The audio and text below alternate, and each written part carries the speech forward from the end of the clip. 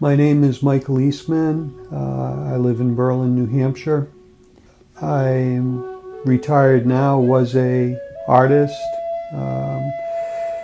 painter, and owned a business here in town for many years, about 21 years.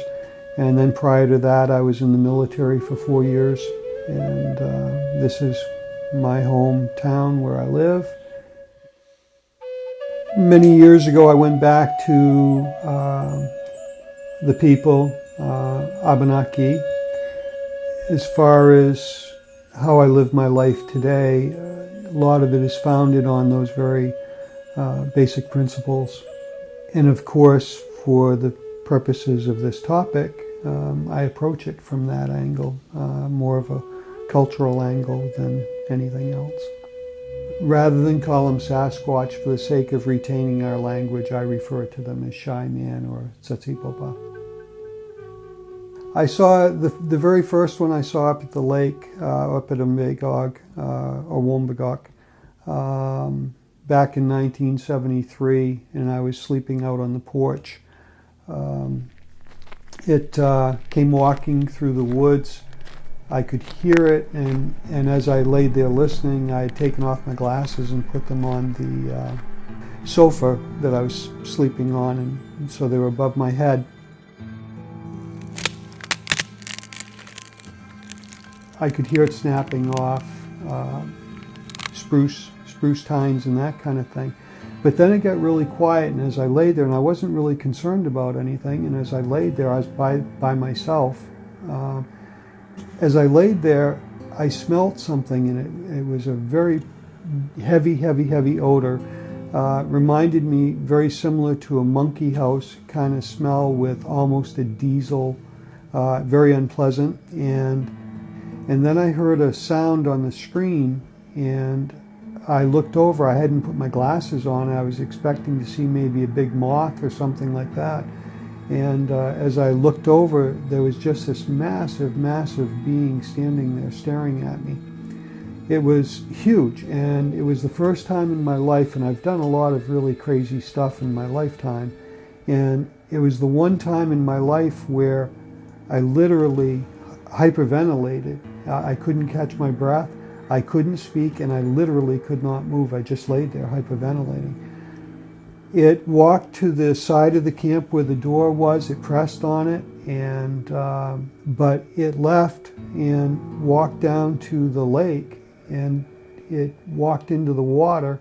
I sat up, I put my glasses on, and I just sat there on the couch looking at this thing, and it went over to the motor boat and played around with the motor a little, and then walked off into there's an area that like a wetland, and went into there.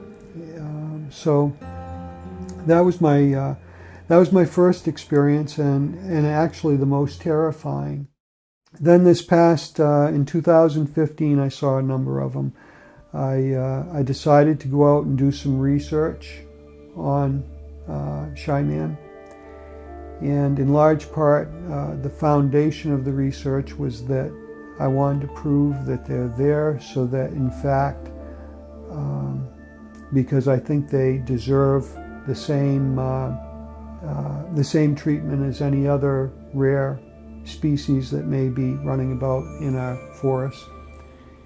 So I went into the research with the hopes of getting legislation passed to protect them both from hunting and trapping. And so I went to an area where I knew that there was a family group of them. I had found their area several years ago.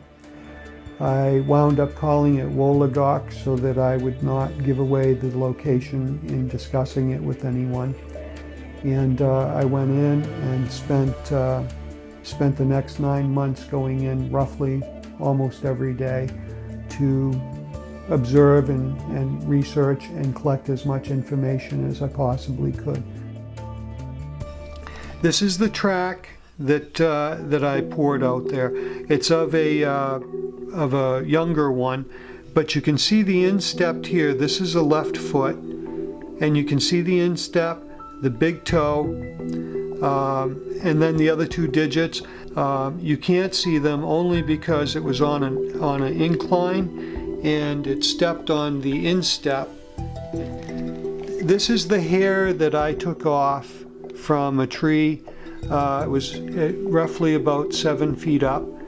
And while I never saw any porcupine activity in that area, I can't totally negate it either. So until such time as I can get it tested, I'll just have to assume that it is porcupine hair, but it came from right there where they were, where I was doing my research.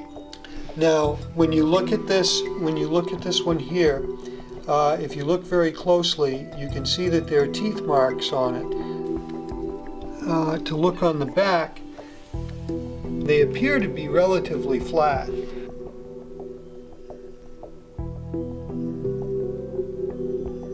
This is my fake rock that I had built to put a camera in, and I put a lens on it to make it look like there was a lens. What I had done was I would go out to Woolagok and I would pull this apart because I wanted them to see me messing with it all the time, so that when I actually put in a camera, I was hoping that they wouldn't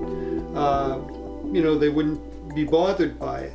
And you can see where they tried to pull this apart, and realizing they got this pin pulled out, but they also peeled at it trying to open it. And then they knew that something had to be done on this side. This is the equipment that I've been using. It's just a little audio recorder. It's really basic, which I like because you can't manipulate it. But what I would do is I would take this, turn it on, slide it into a sleeve, and I could either pull these out and stick it in a rock, or I could tack it to a tree and just hope that I remember where I stuck it. Alright, so this first sound is Shyman's traditional language. It's a click-pop language, and here you go.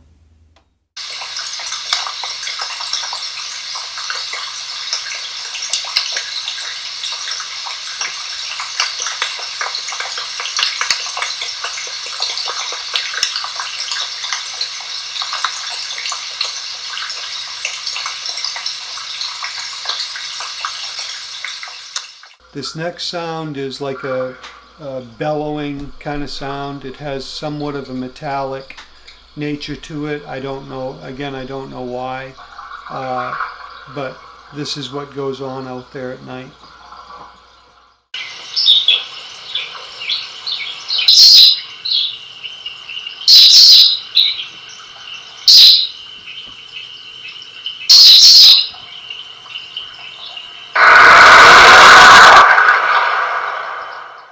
And then I also have one recording where they have an exchange that isn't quite so friendly.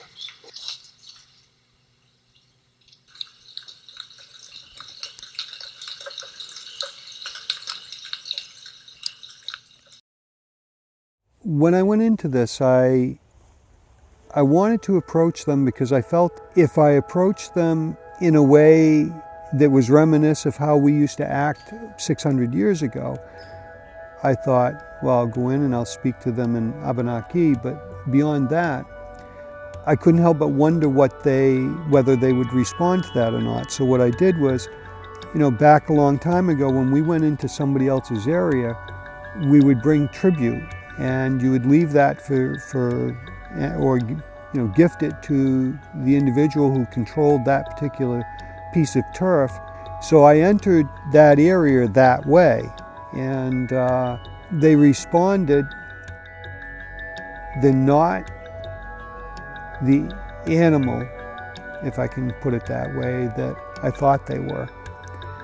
They personally, to me, after having spent a fair amount of time around them and them around me, in some instances 30 feet away maybe, they stayed behind glacial erratics and blowdowns and things like that.